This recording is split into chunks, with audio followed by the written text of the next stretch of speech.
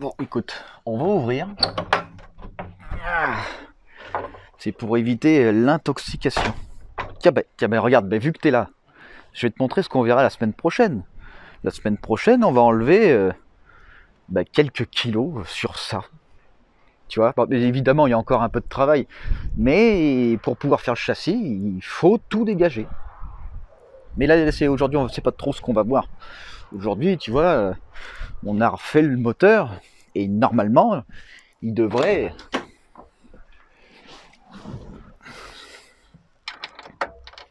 Il devrait...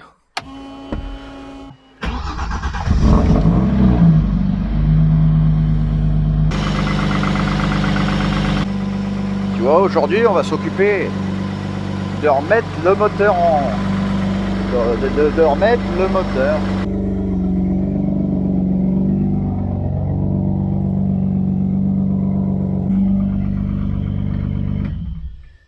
Super.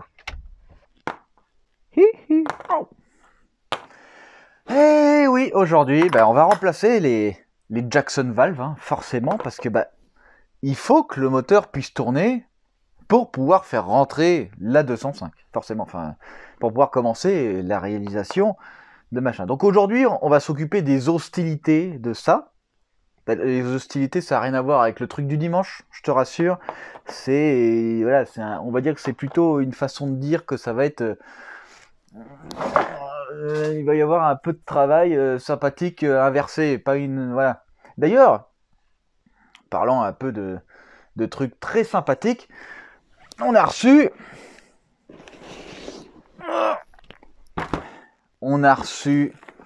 les bielles forgées. Mais oui, on a reçu les bielles forgées pour le VR6 Turbo. Alors les bielles là, elles sont données pour entre 600 et 800 chevaux. En réalité, c'est bien plus que ça. Apparemment, si tu changes tes vis, tu peux aller encore plus loin dans les chevaux. Pour moi, je vais pas vous mentir, pour moi, quand tu changes tes vis, c'est parce que tu augmentes tes tours minutes. Voilà, c'est une question d'arrachement. Le piston, il appuie sur ta bielle. Il appuie sur ta bielle. Donc ça appuie ici. Tes vis, elles sont en dessous. Hein. Donc les vis, c'est pas par rapport aux puissances, mais c'est surtout par rapport aux tours minutes. Je suis peut-être un peu c'est peut-être moi qui me trompe, mais je me fie à une logique tout simplement. Peut-être que j'ai tort. Hein. Et là, voilà, donc on a les 6 bielles VR6 de Max Speeding Rod. Alors, des bielles forgées Max Speeding Rod, c'est ce que j'ai dans la Corsa Turbo. J'ai jamais eu de problème avec, je suis jamais allé aux limites. Les limites, on doit être à peu près entre 150 et 200 chevaux par bielle normalement. Sur la Corsa Turbo, c'était ça, hein, c'était 200 chevaux par bielle. Mais je sais que ces produits sont très bien, il faudra les peser, il faudra machin. De toute façon, ça va être le côté coupable qui va s'occuper du montage réel. Donc là, on a les 6 bielles. Et puis, franchement, c'est super cool parce qu'il a déjà les pistons. Et à mon avis, il va être presque sur le point de commencer à faire le moteur. Enfin, donc, on lui donnera ça dès qu'il viendra, très prochainement, je pense. Et comme ça, il va pouvoir commencer le montage du moteur dès qu'il a tout. Dès qu'il a tout. Donc, merci mille fois, Max, pour tes super bielles. Ça fait vraiment plaisir. Des bielles, c'est pas donné, hein, des bielles comme ça.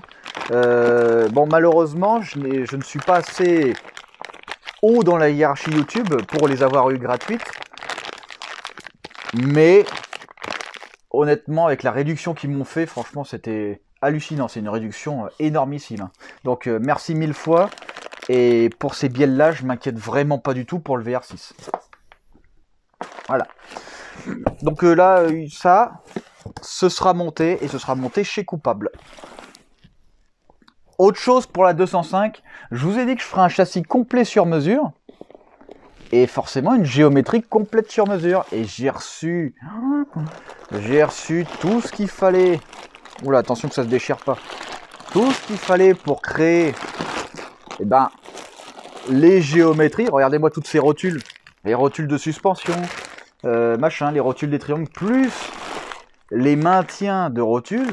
Donc là, j'ai tout commandé pour que toute la voiture passe en double triangulation avant et arrière. C'est arrivé et c'est super chouette. En plus, ça tombe bien parce que j'ai envie de te dire que les tubes, ils vont arriver la semaine où je te parle, cette même semaine-là. Et s'ils arrivent, ça voudra dire que dans la même semaine, normalement, si je me bouge un peu le fion et que je me fous un gros coup de pied dans le derrière, ben, le châssis commencera pour de vrai autour du moteur. Donc ça, c'est super. Mais pour que ça se fasse, il faut changer ça pour pouvoir faire sortir la Manta. Bon, écoute, la dernière fois, je pense que tu te souviens de ça. La clavette permanente cassée. Alors, c'est la faute du fait que j'ai mal serré la vis, j'en suis sûr. La vis ici, Villebrequin. Tu vois, il y a une vis là. Celle-là, si tu la serres pas assez fort, eh ben, tu peux créer des contre-coupes sur ta roue dentée. Nous, ce qui est arrivé, c'est que les contre-coupes ont fait sectionner. Voilà, ça a sectionné complet.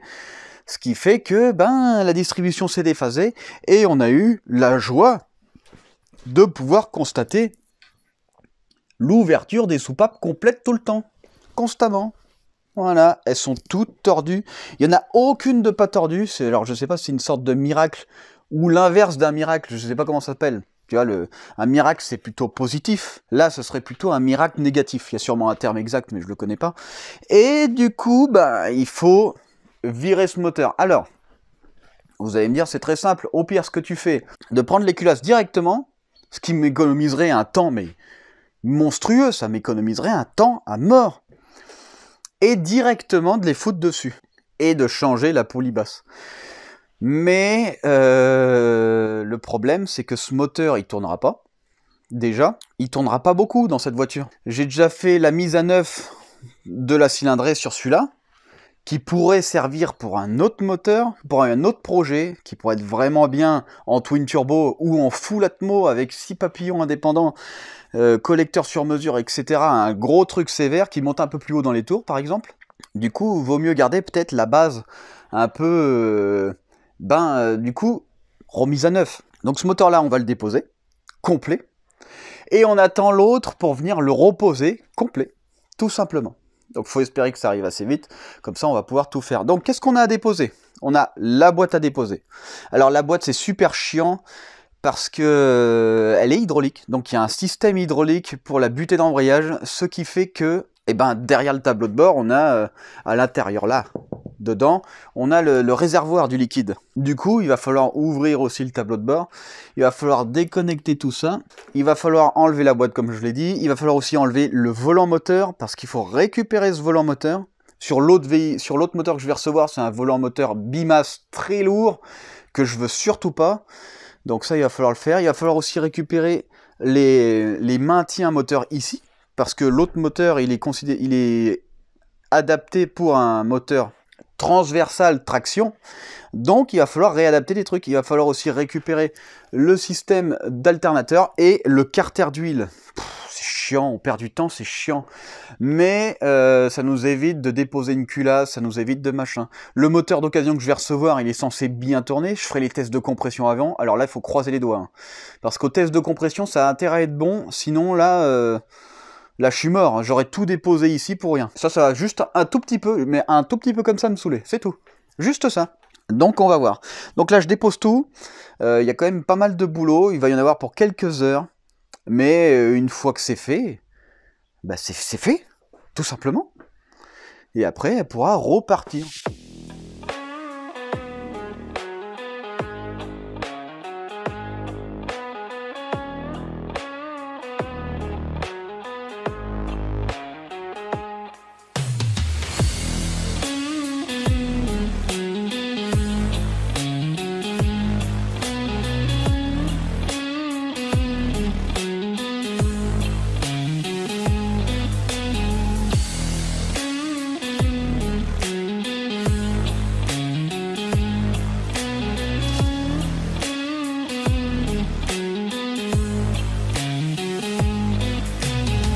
Bah écoute, je dépose tout, machin, tout est déposé. Je me suis dit, tiens, ce serait quand même pas mal, une fois pour toutes, de finir le collecteur d'admission. Alors là, j'ai rien filmé, mais c'est vraiment cool.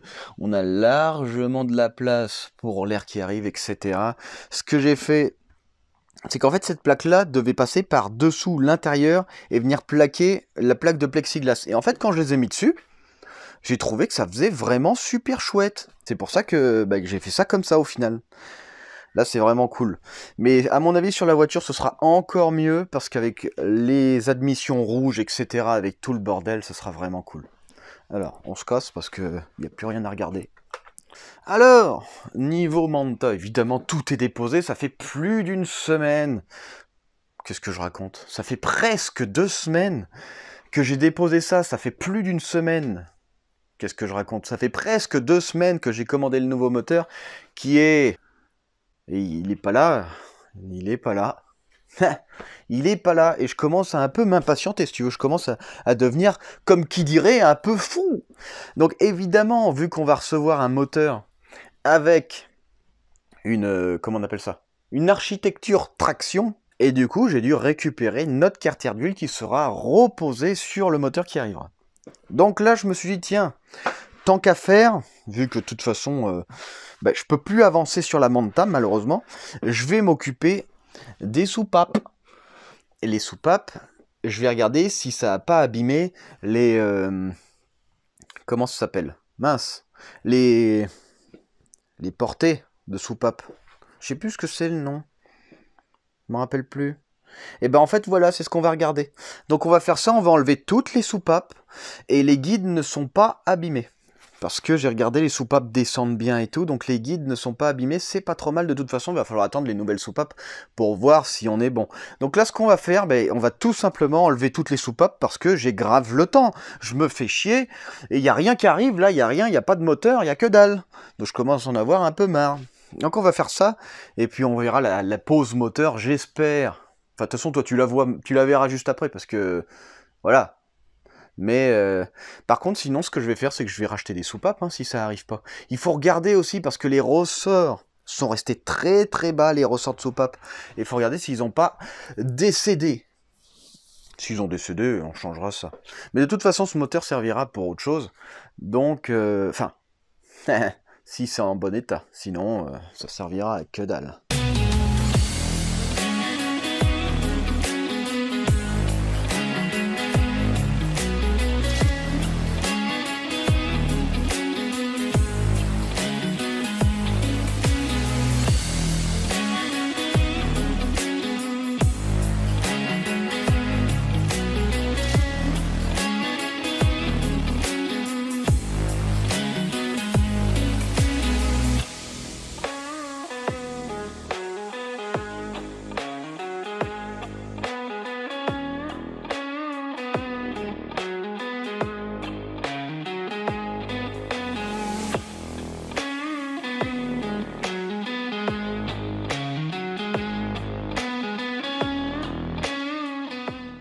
Bon écoute, je te la donne en mille comme d'habitude, le moteur est toujours pas arrivé, les soupapes sont déglinguées, mais il n'y a que ça de vraiment abîmé. Il y a des traces sur les pistons, un petit peu de traces, voilà.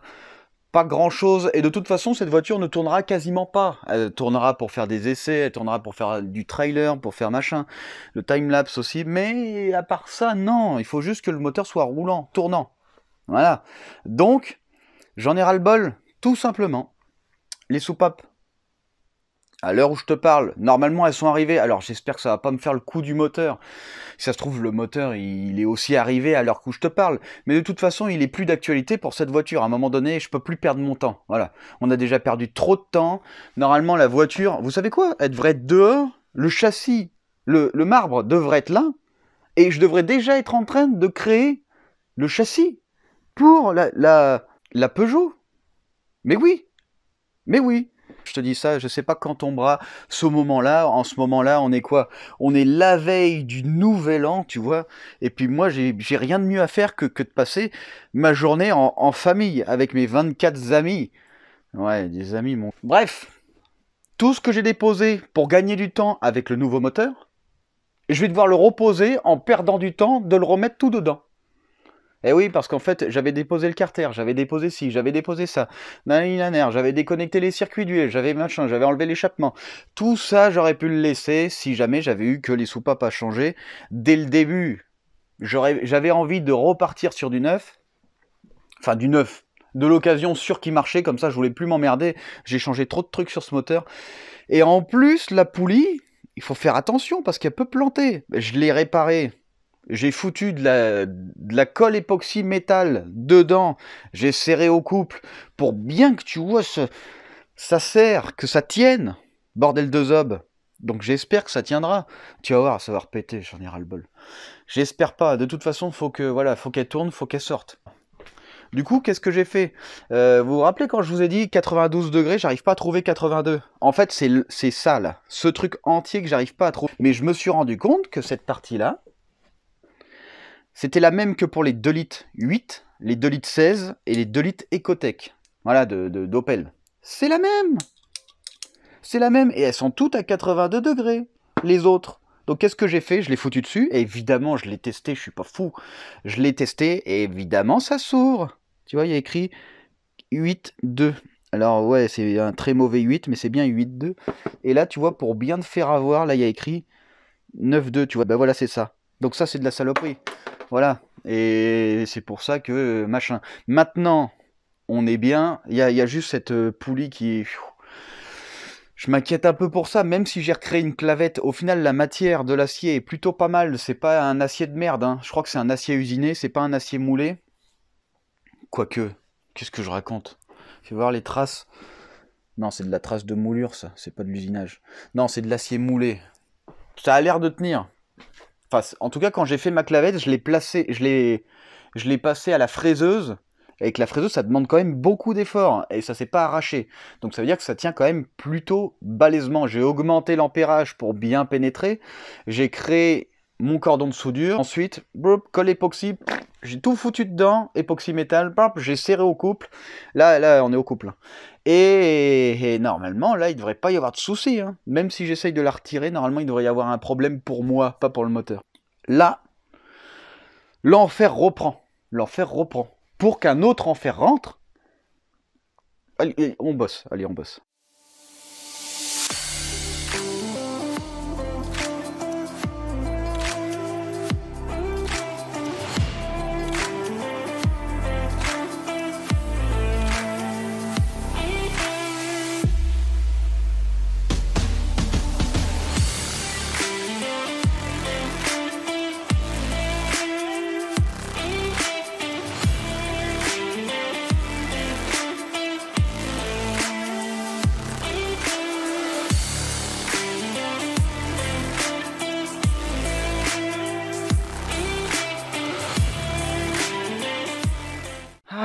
Bon, on a remis la boîte, on a remis le moteur, on a remis évidemment le volant moteur avec l'embrayage, les cylinder blocks. Il faudra que je vérifie s'ils sont bien serrés. Il faut toujours revérifier plusieurs fois. C'est pas comme si j'avais oublié de serrer un truc qui a complètement dévasté le moteur. Mais oui, donc maintenant il faut faire un petit peu attention si tu veux.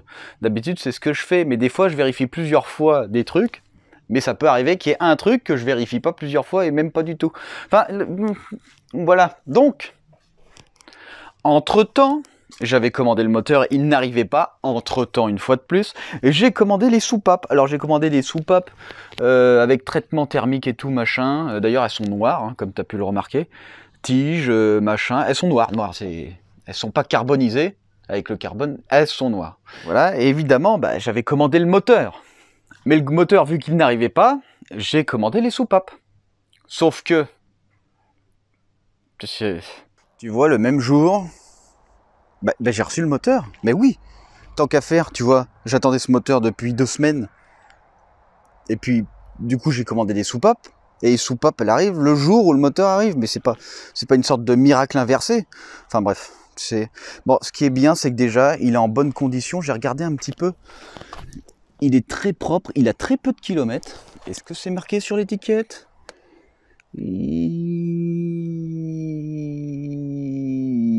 Non. Je crois qu'il a 129 000 km. Il a l'air très sain. Quand j'ai regardé l'arbre à cam, parce que c'est le seul truc que je peux voir d'ici, l'arbre à cam a l'air très bien. Il a l'air super. Donc écoute, il est là. On peut faire des trucs dessus et on peut le mettre dans un autre projet. Donc c'est pas mal. Le seul truc, c'est que pendant le transport, il y en a, ils se sont dit, tiens, si on l'abîmait un peu, il est beaucoup trop propre, voyons. Tu vas pas emmener un truc beaucoup trop propre à un client, ce serait trop dommage. Notre société marcherait trop, on aurait trop de travail après. Non, je déconne, c'est des choses qui peuvent arriver, voilà. C'est un truc très lourd, il était très mal placé. Regardez, il est censé être maintenu en l'air, et le livreur, enfin, le vendeur l'a mis sur cette palette. Donc forcément, il ne pouvait que basculer. C'est pas grave, c'est des choses qui arrivent. Tu vois, même la tirette d'huile, elle a subi sévère sa race. D'ailleurs, est-ce qu'il y a de l'huile dedans? Mais oui, il n'y en a pas. Au moins, on a le moteur, c'est le plus important. Enfin, le plus important, maintenant, on s'en fout, on a les soupapes. Hein. Bah écoute, je garde ça de côté. J'emballe ça pour le protéger, puis il servira pour autre chose. Peut-être un twin turbo. Peut-être augmenter les taux de compression pour passer en vraiment ITB, tu vois, papillon individuel. Donc 6 papillons avec 6 cornets, augmenter les tours minutes, etc. Peut-être changer les arbres à cam. Essayer de faire peut-être un travail low cost, mais un travail qui, tu vois, qui envoie sévère. Je pense que ça pourrait être pas mal sur ce moteur. Ça pourrait être vraiment bien, un petit projet. En moteur, évidemment, centrale arrière. Forcément. Ou centrale avant, comme la Manta. Oui, je suis désolé, je ne travaille qu'avec des moteurs centraux parce que l'équilibre des voitures est bien meilleur. Et je travaille aussi que sur de la propulsion parce que c'est ce qu'il y a de mieux. Désolé, c'est ce qu'il y a de mieux.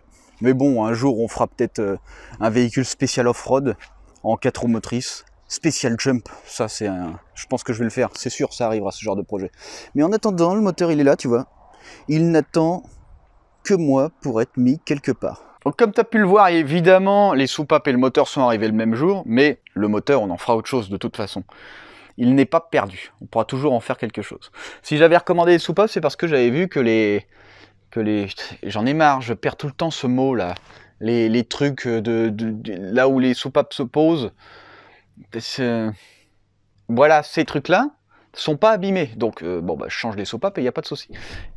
Et là, tu vois, je me suis dit, tiens, je vais les mettre. Alors, ce que j'ai fait, c'est que j'ai mis, pour pas perdre et pour laisser, voilà, dans le truc, j'ai mis mes poussoirs hydrauliques, puis mes arbres à cam. Comme ça, mes poussoirs hydrauliques, ils sont à l'abri de la poussière, enfin bref, de la merde. Et du coup, ce que j'ai fait là, c'est que tout à l'heure, parce que je les ai reçus, je me suis dit, tiens, et si j'en mettais une dedans? Une soupape. Donc on va en mettre une et tu vas comprendre. Tu vois, je prends ma super soupape, je prends ce cylindre au piston, tac, et là elle n'arrive pas au bout. Donc évidemment je tourne mon arbre à cam pour que ça arrive au bout, tac, là elle est au fond. Sauf qu'en fait elle l'est pas. Tu vois le jeu là? En fait non, et on le voit pas, mais il y a un jeu. Et là tu vas te dire, pourquoi il y a ce jeu là? En fait, qu'est-ce qui s'est passé? Je pense que tu as dû le deviner, comment on appelle ça? Les poussoirs hydrauliques sont des rattrapeurs de jeu. Quand j'ai tordu toutes mes soupapes, qu'est-ce qui s'est passé?